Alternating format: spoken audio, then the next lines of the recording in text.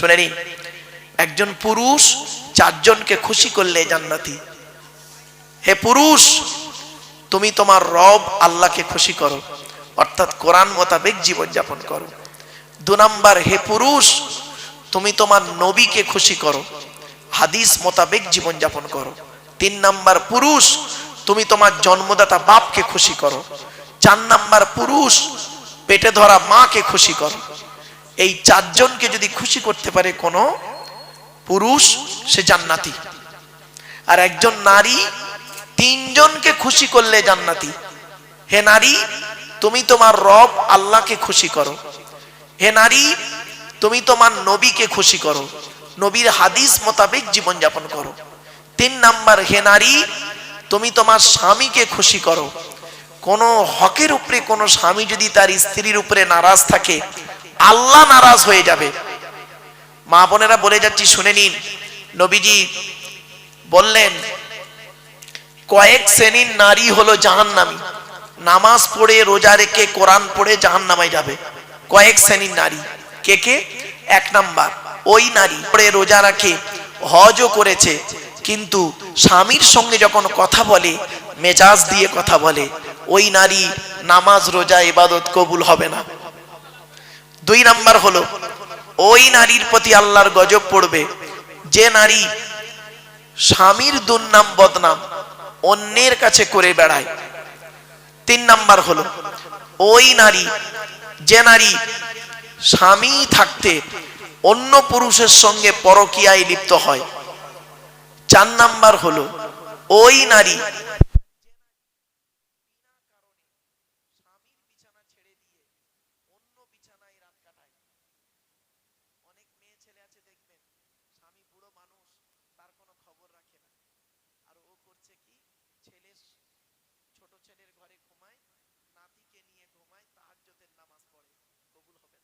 স্বামী নারাজ থাকলে।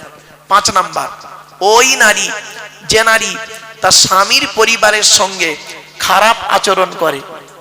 স্বামীর পরিবারকে, স্বামীর বাপ, স্বামীর মা, স্বামীর ভাই, স্বামীর বোন। মা বোনদের বলে যাচ্ছি, খবরদার, অনেক মেয়ে ছেলে আছে দেখবেন স্বামীকে খুব ভালোবাসে, স্বামীর বাপ ভাইয়ের দেখতে পারে না, স্বামীর মানে ভাই বোনকে দেখতে পারে না। ওর বাপ ভাই এলে দেখবেন আদর আপ্যায়ন খুব হয়, আর স্বামীর বাপ ভাই এলে কোনো গুরুত্ব থাকে না। ওই নারী হলো জাহান্নামী নারী। 6 নাম্বার হলো ওই নারীর প্রতি আল্লাহর গজব, জাহান্নামী নারী যে নারী তার স্বামীকে বলে তোমার সঙ্গে বিয়ে হয়ে আমার জীবন নষ্ট হয়ে গেছে, আমার মতো মেয়ে বলে তুমি বেঁচে গেলে, অন্য কেউ হলে বুঝতে পারতে। ওই নারীর প্রতি আল্লাহর গজব। বাপেরা বাড়িতে গিয়ে ভাববেন, আমার মা বোনরা এই জিনিস থেকে সরে থাকুন। নারীদের সম্পর্কে বলে গেলাম, শুধু তাই নয়, অনুরোধ করে বলে যাচ্ছি এই কথাগুলো মূল্যায়ন করুন। তাই 1 নাম্বার, নবী বললেন কিয়ামতের মাঠে তোমাকে প্রশ্ন করা হবে স্বামী হিসাবে কতটা দায়িত্ব পালন করেছো, স্ত্রীর কতটা হক আদায় করেছো।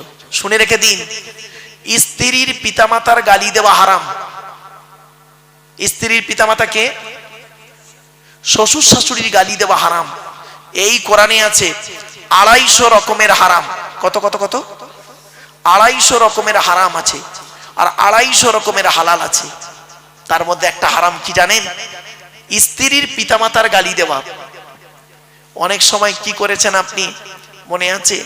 ঈদের দিনে স্ত্রী খাবার তৈরি করতে একটু দেরি করে ফেলেছে বেচারা, আপনি করলেন কি, তাকে ঈদের দিনে মা মাসি তুলে গালাগালি করলেন, মরা বাপটাকে কবর থেকে তুলে আনলেন, মরা মাটাকে কবর থেকে তুলে আনলেন, এনে আপনি গোসল করে নতুন জামা কাপড় পরে আতর সুরমা মেখে ঈদের নামাজ পড়ে ইমাম সাহেবের বুকে বুকে মিলছেন।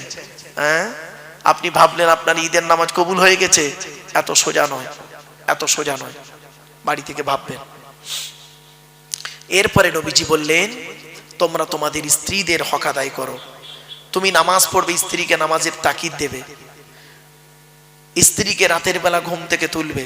ছোট্ট একটা উদাহরণ দিচ্ছি, আপনাদের এখানে গ্রামে যে মসজিদ আছে, ফজরের নামাজে কম লোক হয় না বেশি লোক হয়?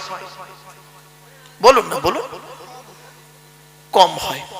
দেখবেন এই জলসা কমিটি পেরে যাবে, কালকেই ফজরের নামাজে লোক ভর্তি হয়ে যাবে। এই জলসা কমিটি পারবে একটা কাজ করলে, বলবো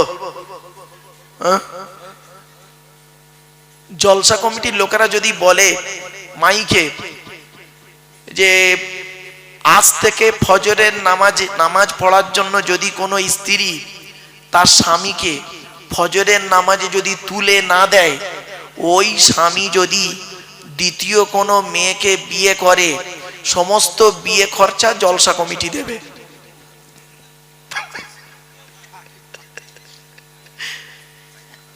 বুঝলেন? মানে ওই স্বামী যদি দ্বিতীয় বিয়ে করে সুন্দরী মেয়েকে, সমস্ত বিয়ে খরচা জলসা কমিটি দেবে। দেখবেন ফজরে কিভাবে যে তুলবে আপনাকে ভাবতে পারবেন না। এই জন্য মনে রাখবেন, স্বামী স্ত্রী উভয়কে ভালো হতে হবে। নামাজ কারোর জন্য মাপ নাই, বিশেষ ব্যক্তি বিশেষ কারণ ছাড়া। মনে রাখবেন, রোজা কারোর জন্য মাপ নাই, বিশেষ ব্যক্তি বিশেষ কারণ ছাড়া। তো এক নাম্বার হলো স্বামী হিসাবে আপনাকে দায়িত্ব নেওয়া হবে, মানে হিসাব নেওয়া হবে স্বামী হিসাবে কতটা দায়িত্ব পালন করেছেন। তো এখানে যারা স্বামী আছেন বসে বসে ভাবুন স্ত্রীর হকটা কতটা আদায় করেছেন। 11:30। আচ্ছা ঠিক আছে, চলো এরপরে আসছি 2 নাম্বার, পিতা হিসাবে কতটা দায়িত্ব পালন করেছেন।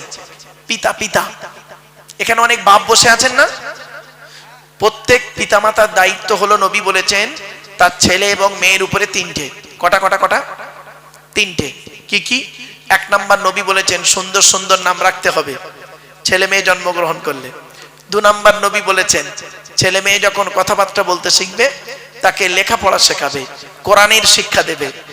আর এখানেই মাদ্রাসা মুক্তব হয়েছে, কোরআনের শিক্ষা দেওয়া হয়। 3 নম্বরে বলা হয়েছে কি, যে 3 নম্বরে হচ্ছে ছেলে মেয়ে যখন প্রাপ্তবয়স্ক হয়ে যাবে, যৌবন তাদের যখন ফুটবে, পাত্র পাত্রী দেখে তাদের তাড়াতাড়ি বিয়ের ব্যবস্থা করবে। এখানে অনেক বাম্মা বসে আছেন যারা ছেলে বড় হয়েছে, মেয়ে বড় হয়ে গেছে, বিয়ের প্রয়োজন, বাম্মা বিয়ে দিচ্ছে না। সেই ছেলে মেয়ে যদি ব্যভিচার করে, আর ওই পাপের বোঝা ওই ছেলে মেয়ের বাম্মাদের ঘাড়ে পড়বে। কি ভাবলেন? এই জন্য এই যুবক ছেলেরা, ভালোবেসে বিয়ে করা ভালো নয়, বিয়ে করে ভালোবাসা ভালো। ভালোবেসে বিয়ে করা ভালো নয়, বিয়ে করে ভালোবাসা ভালো। একটা হালাল একটা হারাম, তুমিই ঠিক করো কোনটা করবে। শুধু তাই নয়, বিয়ে করলে আল্লাহ খুশি হয়, শয়তান নারাজ হয়। আর জেনা করলে শয়তান খুশি হয়, আল্লাহ নারাজ হয়।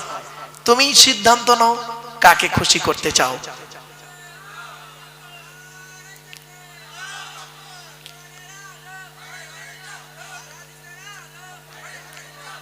আমার বাপেরা, আলহামদুলিল্লাহ, যে বক্তার অপেক্ষায় আপনারা ছিলেন তিনি এসে গেছেন। তার জ্ঞানগর্ভ বক্তব্য আপনারা শুনবেন। আমি আপনাদের কাছে আর কয়েক মিনিট কথা বলবো বাবা, আর কয়েক মিনিটের মধ্যেই তিনি চলে আসবেন। এই 10টা কথা টপ টপ করে শুনে নেন। 1 নাম্বার হলো স্বামী হিসাবে, 2 নাম্বার হলো পিতা হিসাবে, 3 নাম্বার হলো ছেলে হিসাবে পিতামাতার কতটা হক আদায় করেছেন। এখানে বসে বসে ভাবুন, বাপের নামে দান খয়রাত করেননি, বাপের নামে কোনোদিন ফকির খাওয়াননি, বাপের রেখে যাওয়া সম্পত্তি জলকর ভোগ করছেন, বাপের কবরটা জিয়ারাত করেননি। নবীজি বলেছেন জুম্মার দিনে যদি কোনো ছেলে তার বাপ আর মায়ের কবরটা জিয়ারাত করে, ছেলের দুয়ার ওসিলায় বাম্মার কবরটাকে আল্লাহ পাক আলোয় আলোকিত করে দেয়। 4 নাম্বার হলো ভাই হিসাবে কতটা দায়িত্ব পালন করেছেন। বোনের ফারাইজি অংশ দিয়েছেন। ও মুসলমান, বাপ মারা গেছে, 20 বিঘা জলকর রেখে গেছে। তুমি একটা ছেলে, 2টো বোন ছিল, মাও মরে গেছে, পাবে কত? তুমি পাবে 10 বিঘে, আর তোমার 2টো বোন পাবে 5 10 বিঘে। আগে বোনের ফারাইজি অংশ দাও, তবে তোমার রেহাই আছে, নইলে তুমি জাহান্নামী। হয়েছে? তুমি নামাজ পড়ো, রোজা রাখো, ভাই হিসাবে তোমাকে ধরা হবে কতটা দায়িত্ব পালন করেছিলে। 5 নাম্বার হলো চাচা হিসাবে কতটা দায়িত্ব পালন করেছো। চাচা, এখানে অনেক চাচা দাঁড়িয়ে বসে আছে, বাপ মারা গেছে, চাচা বেঁচে ছিলে, তুমি ভাইপোদের প্রতি লক্ষ্য রেখে রাখতে না, আরো ভাইপোদের মেরে খাবার ধান্দা করেছো। 6 নাম্বারটা খুব ইম্পর্টেন্ট, খুব ইম্পর্টেন্ট, খুব ইম্পর্টেন্ট। 6 নাম্বারটা কে জানেন? বোনাই হিসাবে ধরা হবে। বোনাই, আপনারা কি বলেন? বোনাই বলেন না দুলা ভাই বলেন? কোনটা? এই বোনাইরা কবরে ঢোক। বোনাইদের ধরবে, শালির সঙ্গে ইয়ারকি মারা, শালির হাত ধরে জলসায় গিয়ে ফুচকা খায়, খেয়ে দেবা গালে, কবরে ঢোক। বোনাইদেরকে আল্লাহ ধরবে কিয়ামতের মাঠে। শালির সঙ্গে কিরূপ আচরণ করেছিলিস, কি ভাবছেন? কোরআনে আল্লাহ বলছেন, আয়াহসাবুল ইনসানু আন ইউতরাকা সুদা, মানুষ কি মনে করে আমি আল্লাহ তাকে এমনি এমনি ছেড়ে দেব, তাকে হিসাব কিতাব না নিয়ে, কৈফিয়ত না নিয়ে? শুনে নিন, এর সঙ্গে আরেকজন আছে, আরেকজন আছে, কে জানেন? দেওর। কি বললাম? দেওর হিসাবে আপনাকে জবাব দিতে হবে। এই ভাবিরা শুনে নিন, আল্লাহ নবীর কাছে একদিন নারী জাতিরা এসেছে, নারীরা এসে বলছেন, ইয়া রাসূলুল্লাহ, আমরা পৃথিবীতে কাকে বেশি ভয় করব বলুন? আল্লাহ নবী বললেন, এই পৃথিবীতে তোমরা মৃত্যুকে ভয় করো? বলছে হ্যাঁ। বলছে তেমনি দেওরকে ভয় করো। দেওর, দেওর হলো মৃত্যুর সমতুল্য। অনেক ভাবি আছে দেখবেন দেওরদের সঙ্গে ইয়ার কি করে, কঠিন পাপ হবে। চলো 7 নাম্বার, খালু হিসাবে আপনাকে ধরা হবে কিয়ামতের মাঠে। খালু। আর এর সঙ্গে আরেকজন আছে ফুপুর বর, জামাই বাবু, তাই বলেন তো নাকি? 8 নাম্বারটা খুব ইম্পর্টেন্ট, খুব ইম্পর্টেন্ট। 8 নাম্বারটা কে জানেন? 8 নাম্বারটা হলো মামা হিসাবে আপনাকে ধরা হবে। এখানে যত মামা বসে আছে, মামা, আল্লাহ বলবেন তোর বোনাইটা অ্যাক্সিডেন্টে মারা গেল, 2টো ভাগনা ছিল ছোট ছোট, ঈদের সময় তুই তো ছেলে মেয়ের জামা কাপড় কিনলি, আর ভাগনা ভাগ্নির তো দেখলি না, তোর মতো মামা আজকের জাহান্নামী হয়েছে, ভাববেন বাড়িতে গিয়ে। 9 নাম্বার হলো দাদু যারা আছে, দাদু, এখানে আছেন অনেক দাদু, কি বলেন? বাপের বাপকে কি বলেন? এই দাদুদেরকে আল্লাহ ধরবে। এদিকে তোর 4টে ছেলে দিয়েছিলাম, বড় ছেলেটা চাকরি করতো বলে বড় ছেলের ছেলেকে লজেন কিনে দিতি, বিস্কুট কিনে দিতি, বড় ছেলের ছেলের হাত ধরে বাজারে যেতি, খাবার কিনে দিতি।